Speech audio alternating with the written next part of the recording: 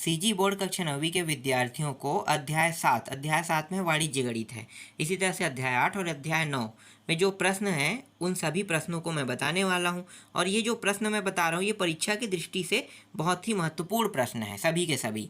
तो कम से कम जब भी आप पेपर दिलाने जाओगे तो इन सभी प्रश्नों को एक बार देख के जाना। तो चलो मैं आपको बता देता हूँ।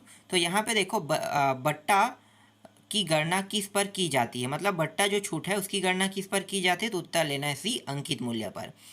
दूसरा प्रश्न है, किसी उत्पाद को वैट की गणना किस राशि पर की जाती है, तो उत्तर लेना है ये भी अंकित मूल्य आएगा।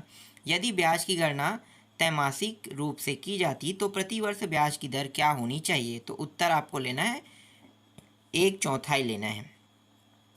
चौथा है, अर्धवार्षिक ब्याज की गणना करते समय कितनी समयावधि ली जाती है, तो यहाँ पे उत्तर ए लेना है, दिए गए वर्षों का दुगना ली जाती है। ठीक है, आगे देखो, किसी वस्तु को बेचने पर सरकार द्वारा लिया जाने वाला कर क्या कहलाता है, तो बिक्री कर कहलाता है। अब इस अध्याय में आपको मैं 4 नंबर के प्रश्न दिखा देता हूँ। तो 4 नंबर के प्रश्न में ये सभी बहुत महत्वपूर्ण हैं, इन सभी की आपको प्रैक्टिस करना है। तो इसके 2 ही तरीके हैं हल करने के। देखो, इससे संबंधित जो प्रश्न आएगा इसमें ये जो अध्याय है, एक तो बट्टा रहेगा, एक वैट रहेगा, कर से संबंधित ही प्रश्न आता है ना। तो कर वाला प्रश्न देख लो, ये सभी कर वाला है। ठीक है, और चक्रवृद्धि ब्याज है। तो 2-3 टाइप अगर याद कर लेते हो, जैसे कि यहाँ पे पहला प्रश्न, दूसरा, तीसरा, चौथा, अगर ये प्रश्न आप समझ जाते हो, ठीक है, तो आपका सारा प्रश्न बन जाएगा। इसी तरह से मैं आपको दिखा देता हूँ 5वां, 6वां, 7वां। तो ये सभी के सभी महत्वपूर्ण प्रश्न हैं। इन सभी प्रश्नों की आपको क्या करना है, तैयारी करना है। ठीक है, इसके बाद मैं आपको दिखाता हूँ अध्याय 8 दिखाता हूँ। ज़्यादा प्रश्न नहीं था उसमें, कितने थे, 7 प्रश्न। 7 प्रश्न की तैयारी करना है। इसके बाद 8वां में आते हैं। इकाई 4, अध्याय 8, त्रिकोणमिति, अनुपात एवं सर्वसमीकाएं। इसमें वस्तुनिष्ठ प्रश्न देखते हैं। तो देखो, पहला प्रश्न क्या है, tan 60 और tan cot 30 का मान क्या होगा, तो इसका मान 1 होगा। यहाँ पे उत्तर डायरेक्ट 1 ले लेना है। यहाँ पे साइन ए वाला दिया है ना, और सेक ए का मान निकालना कह रहा है, तो इसका उत्तर निकलेगा करनी 3 अपान नहीं, सॉरी 2 अपान करनी 3 आएगा। लेकिन यहाँ पे दिया नहीं है, तो वो उत्तर दिया नहीं है, तो इसलिए ये प्रश्न गलत है। आगे देखते हैं, sine square 60 plus cos square 60 का मान कितना होगा, 1 होगा। नेक्स्ट है, ये देखो यहाँ पे ए एन लिखा हुआ है ना, ये 10 है। ठीक है, 10 क्यू बराबर 0 अंश हो तो क्यू का मान कितना है, तो क्यू का मान कितना होगा, तो क्यू का मान 0 होगा, मतलब 0 अंश। समीकरण 2 साइन क्यू माइनस 1 बराबर 0 में क्यू का मान क्या है, तो क्यू का मान क्या है भाई, तो 1/2 मतलब 30 अंश। तो ए में भी 30 दिया है और डी में भी 30 दिया है। अब देखो, दोनों में 30 तो दे नहीं सकता है। ठीक है, इनमें से कोई एक ही इसका ओरिजिनल आंसर है। मैं कोई भी एक 30 को ले लेता हूँ, क्योंकि 30 है तो मैं ए को ले लेता हूँ। यदि समकोण त्रिभुज ए बी सी में कोण बी समकोण है तो कोण नहीं, तथा ए बी बराबर 4 ए सी बराबर 5, तो साइन ए का मान क्या होगा, तो 4/5 यहाँ पे ले लेना है उत्तर में। अब लघुत्तरी प्रश्न देख लेते हैं। जैसे कि ये सारे प्रश्न आपको दिखाई दे रहे हैं, इंपॉर्टेंट प्रश्न हैं। देखो, tan स्क्वायर 60 और tan 2 45 अंश का मान ज्ञात कीजिए कह रहा है। ठीक है, तो 45 दूनी कितना होता है, 90, 2 गुणा है ना उसके साथ, तो 90। तो tan 90 और tan 60 दिया है यहाँ पे, या फिर ये tan स्क्वायर होगा। यहाँ पे कुछ गलती हुआ है प्रश्न को बनाते समय। ठीक है, तो ये गलतियाँ वो वर्ग है, ऐसा नहीं है कि ये 2 गुणी 60 है, क्योंकि एक tan स्क्वायर नहीं हो सकता और एक है tan सिर्फ एक घात नहीं हो सकता, दोनों घात है ये। ठीक है, इसी तरह से इसको भी देख लो। ये सारे प्रश्न मैंने आप लोगों को बताया भी है। ठीक है, ये भी प्रश्न देखो। तीसरा प्रश्न बहुत आसान है, 4 अंक के प्रश्न में आते हैं। सत्यापन कीजिए। देखो 1 2 3। ठीक है, इसके बाद 5वां प्रश्न देखते हैं। तो 5वां में यहाँ पे इसके अंदर 3 प्रश्न दिया है। इसके बाद 6वां है, एक 7वां प्रश्न है। ठीक है, इन सभी को बना के देखना। ठीक, इसमें भी ज़्यादा प्रश्न नहीं है, 7 ही प्रश्न थे। अब इकाई 5 को दिखाता हूँ मैं। इकाई 5 में है, अध्याय 9 है, सरल रेखा एवं कोण दिया हुआ है। तो सरल रेखा एवं कोण वाले टॉपिक में आपके कौन कौन से टॉपिक को पढ़ना है, प्रतिच्छेदी रेखा एक दूसरे को कितने बिंदुओं पर काटती है, तो एक बिंदु पर ही काट सकता है, तो उत्तर ए रहेगा ना इसका।